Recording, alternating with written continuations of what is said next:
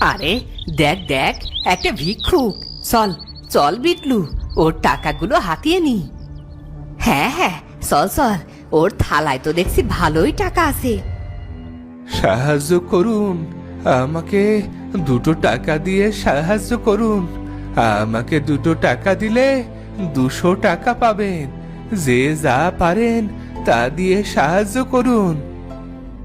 শুনেছিস বাবলা, ভিক্ষুকটা কি বললো? আরে হ্যাঁ রে হ্যাঁ, সবই শুনেছি। চল মজা নেওয়া যাক, তবে তার আগে আমাকে 2 টাকা ধার দে। সবের মধ্যে আবার টাকা ধার চাচ্ছিস কেন? আরে এত কথা না বলে দে তো, তোকে একটু পরে 10 টাকা দিচ্ছি। তুই দেখছি আমাকেও বোকা বানাচ্ছিস বাবলা। আরে ভাই দে না, টাকাটা দিয়ে দিচ্ছি তো। বিটলু তার পকেট থেকে 2 টাকা বের করে বাবলার হাতে দেয়। বাবলা টাকাটা নিয়ে ভিখারির থালায় দান করে। এই নিন ভিখু আঙ্কেল, 2 টাকা নিন। বেঁচে থাকো বাবা, বেঁচে থাকো। তোমাদের জন্য দোয়া করি। ধন্যবাদ ভিখু আঙ্কেল। আরে বেটা, পরে ধন্যবাদ দিস। নে এবার গুনে গুনে 200 টাকা নিয়ে নে। এ কি করছো বাবা? আমার টাকা তোমরা কেন নিচ্ছ? রেখে দাও বলছি, রেখে দাও। তোমার টাকা কেন আমরা নেব? আমরা তো আমাদের ভাগের টাকাই নিচ্ছি। তোমাদের টাকা মানে? তোমাদের টাকা কি করে হয়? তোমরা তো মাত্র 2 টাকা দিয়েছো। এই যে নিয়ে নিলাম আমাদের 200 টাকা। তুমি তো বলেছিলে 2 টাকা দিলে 200 টাকা দেবে, তাই তোমার কথা মতোই 2 টাকা দিয়ে 200 টাকা নিয়ে নিলাম। এই বিটলু, চল বাড়ি চল। এই চোর, চোর আমার টাকা নিয়ে চলে যাচ্ছে, চোর। ভিখারির কথা শুনে কয়েকটা লোক বাবলাকে ধরে নিয়ে আসে। এই বেটা, ভিখারির টাকা চুরি করেছিস কেন? দে, ওর টাকা ফেরত দে। কি বলছেন কাকু? আমি কেন ওর টাকা চুরি করব? সে আমাকে বলেছে 2 টাকা দিলে 200 টাকা পাবো। কি ভিকু কাকু, এ কথা বলেননি আপনি? আপনি কি সত্যি এই কথা বলেছেন? হ্যাঁ বাবা, বলেছি। তবে দেখেছেন কাকু, সে হ্যাঁ বলেছে, তাই আমি তার কথা মতো 2 টাকা দিয়ে 200 টাকা নিয়েছি। বলুন, এটা কি চুরি হলো? না তো, তুই তো ঠিক কথাই বলেছিস। এই বেটা ভিখারি, তুই মানুষকে যদি কখনো মিথ্যে অপবাদ দিস, তোকে এই গ্রাম ছাড়া করে দেব। এরপরে সবাই চলে যায়। ভিখারি তার কষ্টে 200 টাকা হারিয়ে কাঁদতে থাকে। কি হয়েছে ভিখারি আঙ্কেল, আপনি গাছের নিচে বসে কান্না করছেন কেন? আর বলো না, সব জায়গায় আমার দুঃখ। খোদা আমার কপালে এই বুঝে লিখে রেখেছে। আল্লাহ যা করে আমাদের সবার মঙ্গলের জন্যই করে। হয়তো সামনে আপনার জন্য আরো ভালো কিছু অপেক্ষা করছে। ভালোর জন্য? আমার ভালোর জন্য কিছুই নেই গো মা।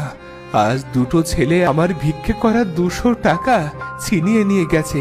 তুমি জানো না কত কষ্টে আমি ওই টাকা পেয়েছিলাম। এখন আমি কি খাবো, কি খেয়ে বেঁচে থাকবো? ও, তাহলে এই কথা। আচ্ছা, আপনি আমাদের বাড়ি চলুন। আমার মা আজ মুরগির ঝোল রান্না করেছে। ভিখারিকে নিয়ে সেতু তার বাসায় যায়। সেতু তার মাকে ভিখারির কথা খুলে বলে। ও, তাহলে এই কথা। আচ্ছা সেতু, তুই তাকে নিয়ে বস, আমি খাবার নিয়ে আসছি। সেতুর মা ভিখারিকে খাবার খেতে দেয়। ভিখারি পেট পুড়ে খেয়ে নেয়। আজ তাহলে আসি মা। হ্যাঁ আঙ্কেল, আবার আসবেন কিন্তু। হ্যাঁ ভাই, যখন আপনার খিদে পাবে তখনই চলে আসবেন। ভিখারি চলে যায়।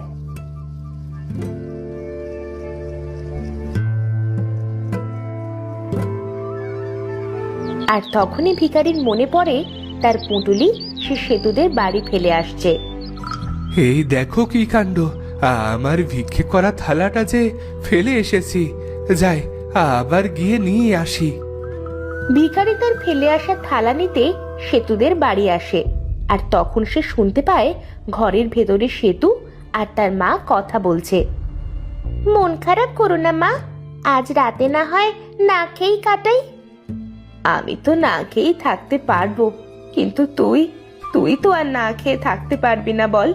আজ মেহমান না আসলে হয়তো আমাদের রাতের খাবারটা বেঁচে যেত। ভিখারি বাইরে থেকে সব কথা শুনে সেতুদের বাড়ি থেকে চলে আসতে থাকে। হায় খোদা, এরা তো দেখছি দিন আনে দিন খায়, একেবারে আমার মতোই অবস্থা।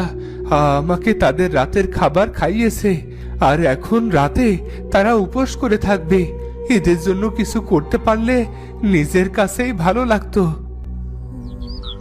পরের দিন ভিখারি একটা গাছের নিচে বসে ভিক্ষা করছিল। কি গো কাকু, আজ কেমন রোজগার হলো? তা তোমরা তোমরা আবার এসেছো? যাও বলছি, যাও। বাবলাকে তো কাল 200 টাকা দিলে, আজও কি 2 টাকায় 200 টাকা পাবো?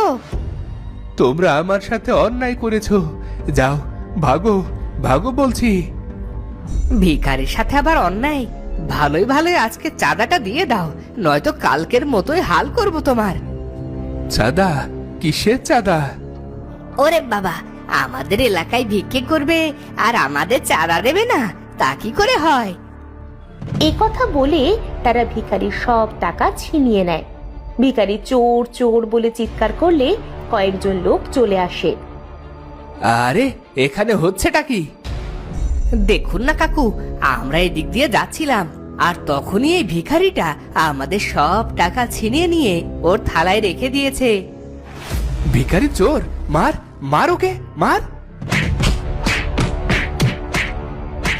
ভিখারিকে মেরে তারা চলে যায়।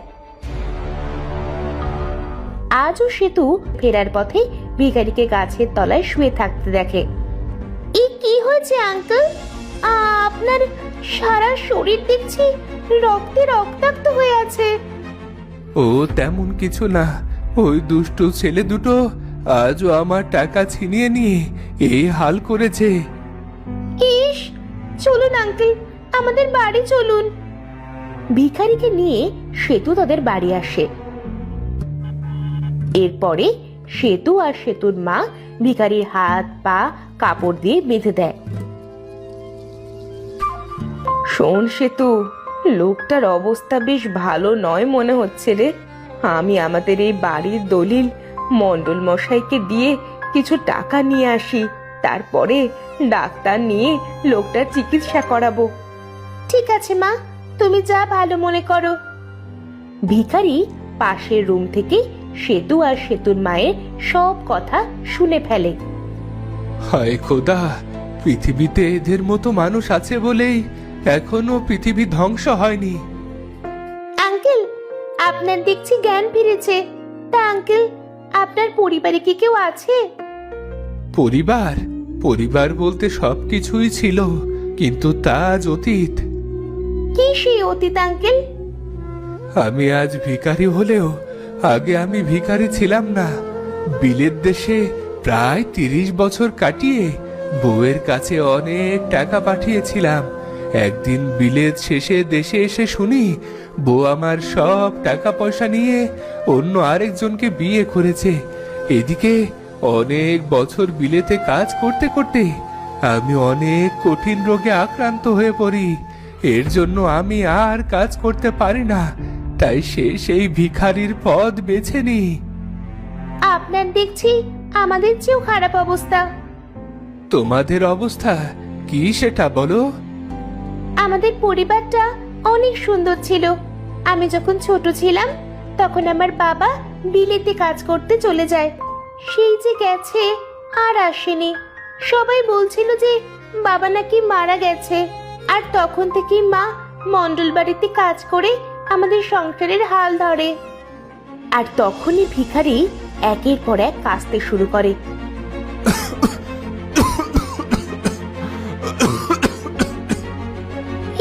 কি হলো? আপনি কাশছেন কেন?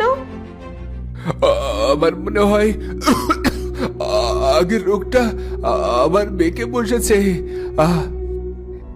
আপনি অপেক্ষা করুন, আমি এক্ষুনি ডাক্তার নিয়ে আসছি। সেতু ভিখারির অবস্থা কঠিন দেখে ডাক্তার আনতে চলে যায়। এদিকে আমার থাকাটা একেবারে ঠিক হবে না। আমি এদের আর কষ্ট দিতে চাই না। আমার এখনই এখান থেকে চলে যাওয়া উচিত।